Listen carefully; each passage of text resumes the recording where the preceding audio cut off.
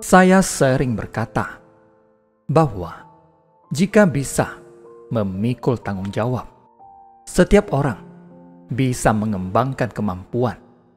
Sebesar apa kemampuan kita, sebanyak itulah hal yang kita lakukan.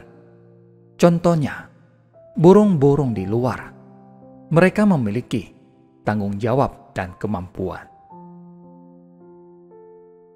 Lihatlah, mereka bisa terbang bebas di angkasa, serta berkicau dengan lantang dan merdu, sehingga menciptakan suasana yang semakin hidup. Inilah tanggung jawab sekaligus kemampuan mereka. Begitu pula dengan manusia.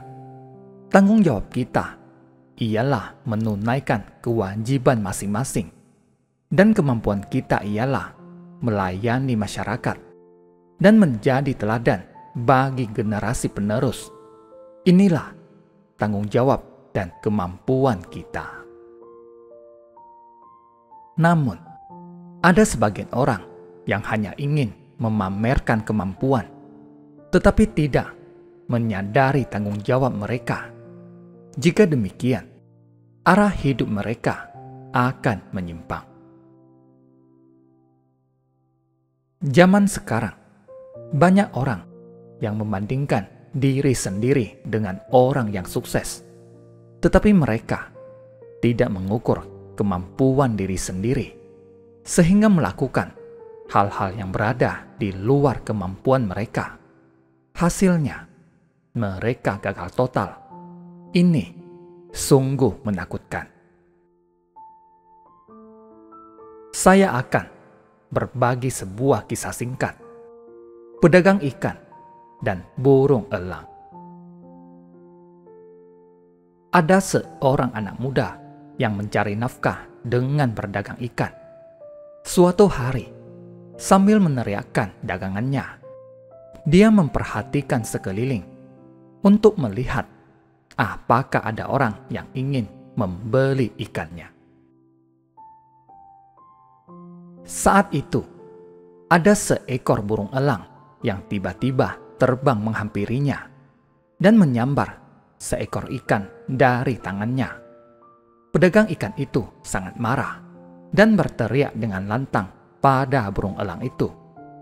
Burung elang itu terbang semakin tinggi dan jauh. Pedagang ikan itu sangat marah dan berkata, "Sayang, saya tidak punya sayap dan tidak bisa terbang di angkasa. Jika tidak, saya tidak akan melepaskannya."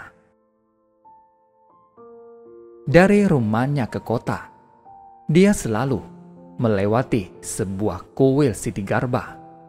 Hari itu, saat akan pulang ke rumah, dia berlutut di depan kuil dan berdoa. Dia melakukannya setiap kali pulang dan pergi. Dia berdoa 2 kali dalam sehari dengan sungguh-sungguh. Ada beberapa anak muda yang merasa heran dan ingin tahu mengapa dia berdoa di sana setiap hari.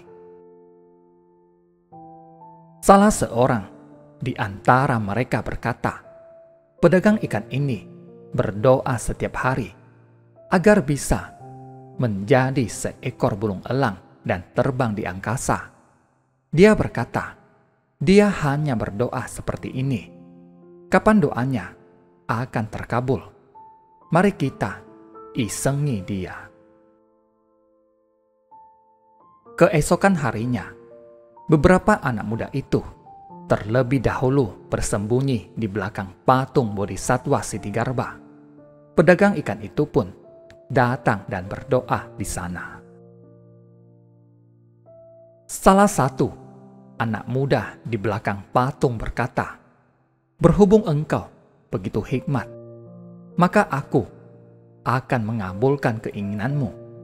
Temukanlah pohon tertinggi di desa ini, dan panjatlah pohon itu untuk mencoba terbang."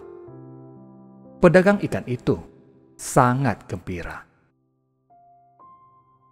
Dia mencari di seluruh desa hingga menemukan pohon tertinggi. Dia pun mulai memanjat pohon. Berhubung pohon itu sangat tinggi, maka saat memanjat pohon, dia juga sangat khawatir. Namun, dia yakin pada kata-kata Bodhisattva Ksitigarbha. Setelah memanjat ke puncak pohon, dia melihat ke bawah dan mulai bersiap-siap untuk terbang. Beberapa anak muda itu juga mengikutinya hingga ke bawah pohon dan sengaja berkata, "Lihat, di atas pohon sepertinya ada seekor burung elang. Apakah burung elang ini bisa terbang?" Anak muda lain berkata, "Burung elang pasti bisa terbang." Mendengar pembicaraan mereka, pedagang ikan itu sangat gembira karena merasa bahwa dirinya telah menjadi seekor burung elang. Dia pun membentangkan kedua tangannya dan melompat dari atas pohon. Namun, dia merasa bahwa dirinya jatuh dan sangat takut. Beruntung, dia mendarat di atas tanah berlumpur yang dipenuhi rumput. Tentu saja, dia tetap mengalami luka ringan. Beberapa anak muda itu lalu mendekatinya dan tertawa. Pedagang ikan itu berkata, "Apa yang kalian tertawakan? Sayap saya hanya patah. Saya bukan tidak bisa terbang."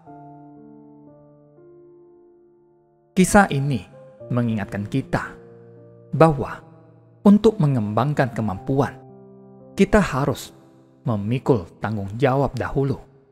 Tidak memikul tanggung jawab dan hanya berpikir untuk melakukan sesuatu tanpa mengukur kemampuan diri sendiri. Itu adalah perbuatan yang sangat berbahaya. Jadi, yang terpenting ialah memikul tanggung jawab. Orang yang memikul tanggung jawab baru bisa mengembangkan kemampuan. Jika kita tidak memikul tanggung jawab dan melakukan hal yang melampaui kemampuan, konsekuensinya sungguh tidak terbayangkan. Jadi, kita harus mengingat tanggung jawab kita dan lebih bersungguh hati. Jika kita melupakan tanggung jawab kita, pelatihan diri kita akan penuh rintangan. Diri kita juga akan dipenuhi noda batin. Jadi, kita harus senantiasa ingat bahwa kemampuan kita bergantung pada kesungguhan hati. Dalam kehidupan sehari-hari, kita harus memiliki prioritas dan disiplin dalam melakukan segala hal. Kita harus melakukan segalanya dengan rapi dan menggunakan sumber daya seperlunya saja. Inilah aturan yang harus kita terapkan dalam kehidupan sehari-hari. Saudara sekalian, semua perilaku berawal dari pikiran. Jika bisa menjaga pikiran dengan baik, secara alami perilaku kita juga akan baik. Terima kasih. Semoga bermanfaat.